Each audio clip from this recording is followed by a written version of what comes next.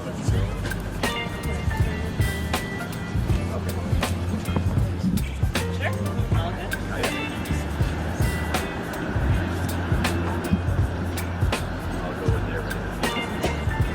pool's ready now, huh?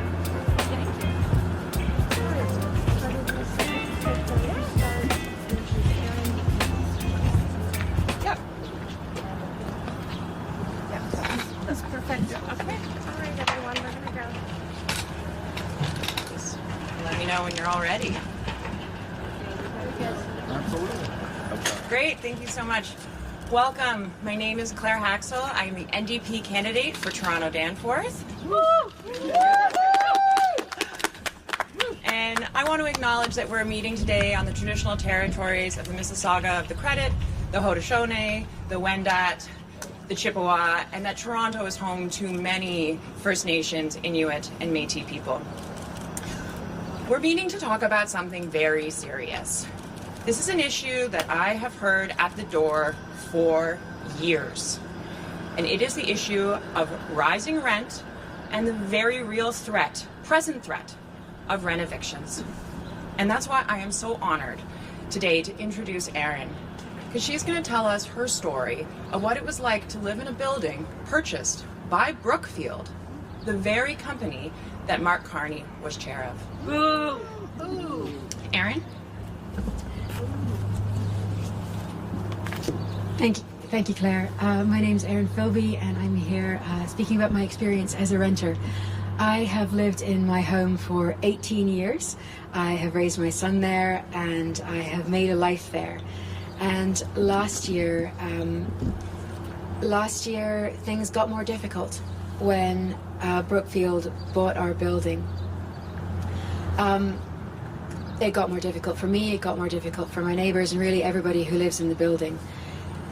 Brookfield has been less responsive when we have had issues. It takes much longer for them to get sorted, and that means that things that are seemingly small problems and an easy fix become bigger problems. It's like they don't care about us. In the first week that Brookfield, the first month that Brookfield took over our property, I had rent pulled from my bank account twice, and I instantly called them to get it sorted, but it took a while for the money to go back into my account, and that meant that my other bills bounced because I live on a tight budget.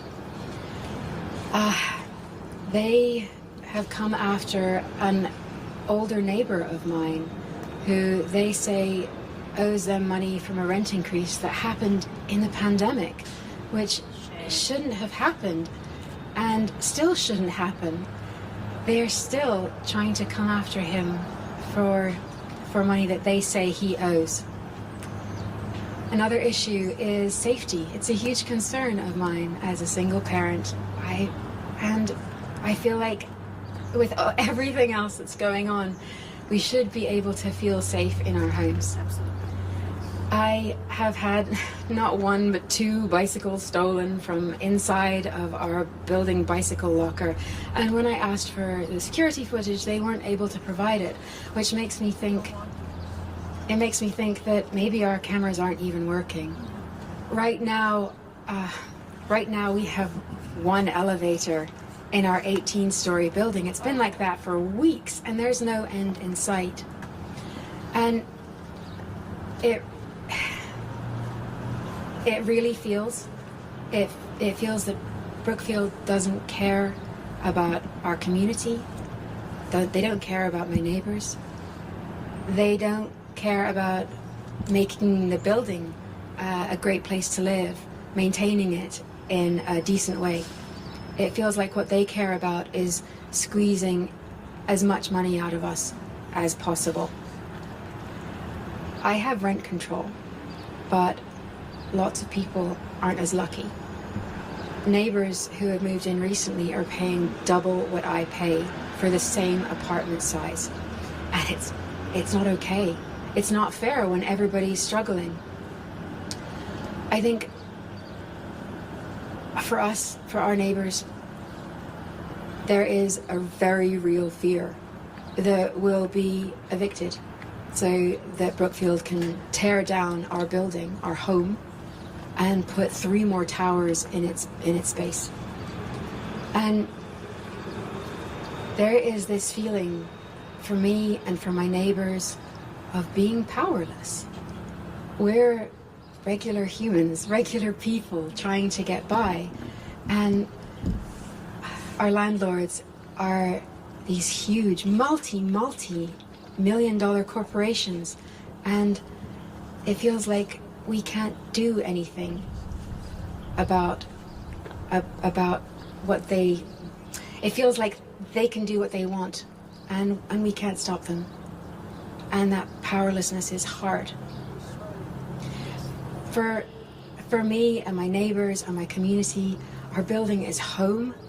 It is where we've raised our kids. It's where we have memories. It's where our lives are. And for Brookfield, they see our buildings as a line on a spreadsheet. Thank you.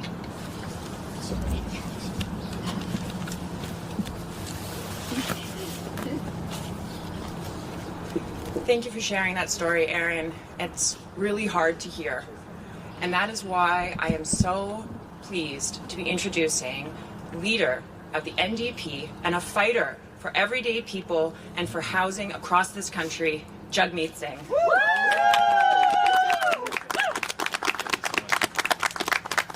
Thank you, and we are so lucky to have someone like Claire running in this riding. If you want someone that's going to fight for you, you got to vote for Claire in Landlords.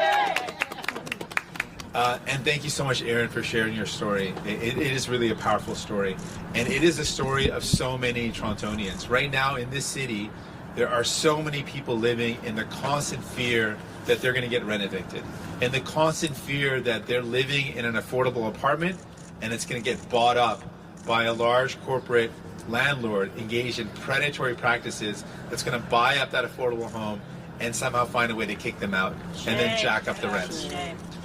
This is a reality in our country. It's happening more and more. We're seeing more corporate landlords engaged in the predatory practice of finding affordable homes, targeting hardworking people like Erin, who's working hard, taking care of her son, trying to build a good life, going after them to find a way to make even more profits, to gouge them, to exploit them, and it is wrong. And then we have Mark Carney, who is the chair of Brookfield Investments. He was a chair of of Brookfield Investments that made a strategic decision, and it was publicly released in their report. They said that there's no better opportunity since the 2009 financial crisis than this housing crisis to make money off of hardworking people. It is a predatory practice to go after affordable homes. They call them depressed assets because they're places that people are paying affordable rents. And they look at that and say, you know what, we're going to go after those affordable rents because we can actually be charging a lot more. That is predatory. Now, they could build a new apartment, they could build new homes, but no, they're finding affordable rental and they're going, we're going to find these affordable places and then buy them up and jack up the rents. And now Mark Carney wants you to believe that even though he was the chair as recently as a couple months ago of this large investment corporation, that just a couple months ago he had approved this decision to target hardworking people, to exploit them, to engage in these predatory practices, and now he wants you to believe that as Prime Minister he's going to fix this problem. No. That is just simply unbelievable. We can't believe that. Those aren't his priorities. He's not in it for you. He's in it for the company that he worked for, that he spent so much time working for and making lots of profit for, and approving the decision to use this predatory practice of finding affordable rentals to jack up those rents and make more money. That's what he's in it for. He's not in it for you. He's not going to fix the problems that Torontonians are up against. And Pierre Poilievre has made it very clear that he wants to let the market, let people be at the whims of the market. And we know how that works out. That does not work out for everyday families. That does not work out for working people. It doesn't work out for you. So this is our announcement today. We're going to take this problem head on. And we are going to ban large corporate landlords from engaging in the predatory practice of buying up affordable homes. We are going to ban that. We are going to ban that practice once and for all.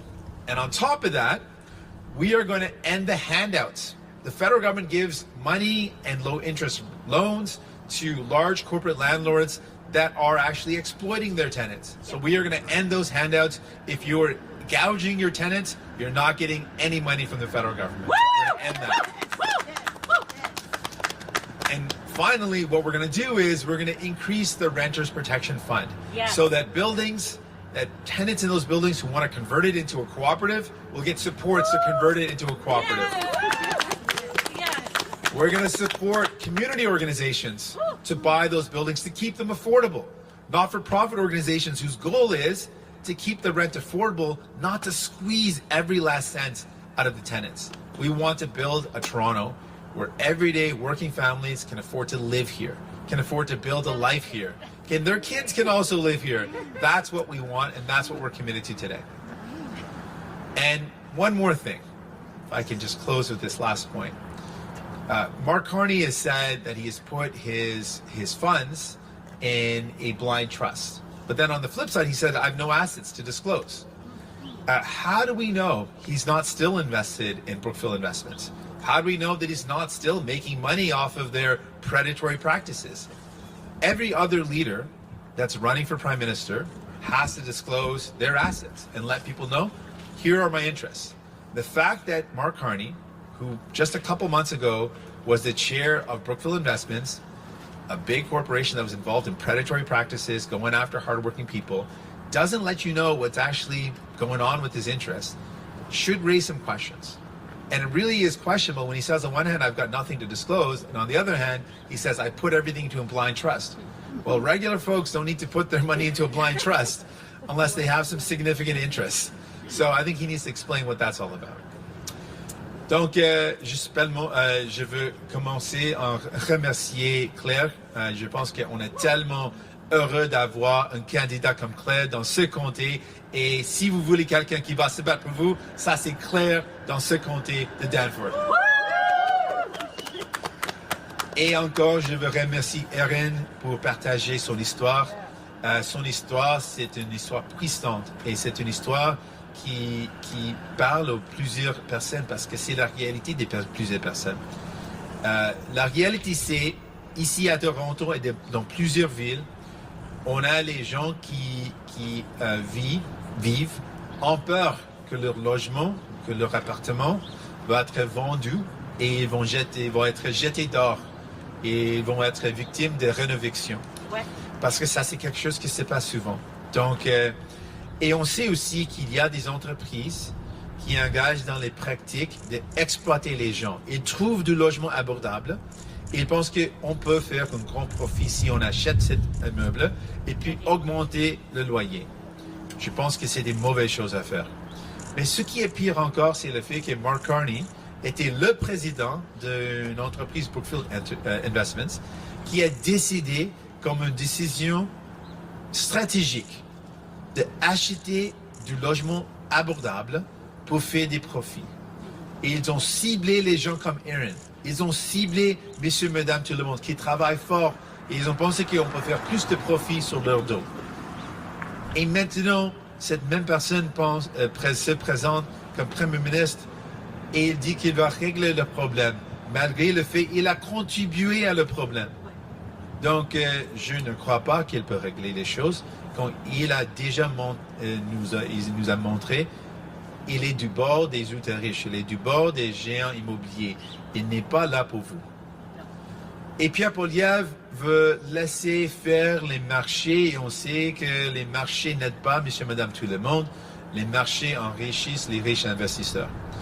Donc, aujourd'hui, mon annonce, c'est on va tenir debout pour les gens et régler ce problème. Notre proposition, c'est on va arrêter les géants immobiliers d'acheter du logement abordable. On va l'arrêter. Deuxièmement, on va arrêter les cadeaux que le gouvernement libéral et le gouvernement fédéral donnent aux géants immobiliers. Et si vous exploitez les locataires, on va annuler, arrêter aucun cadeau aux ces entreprises.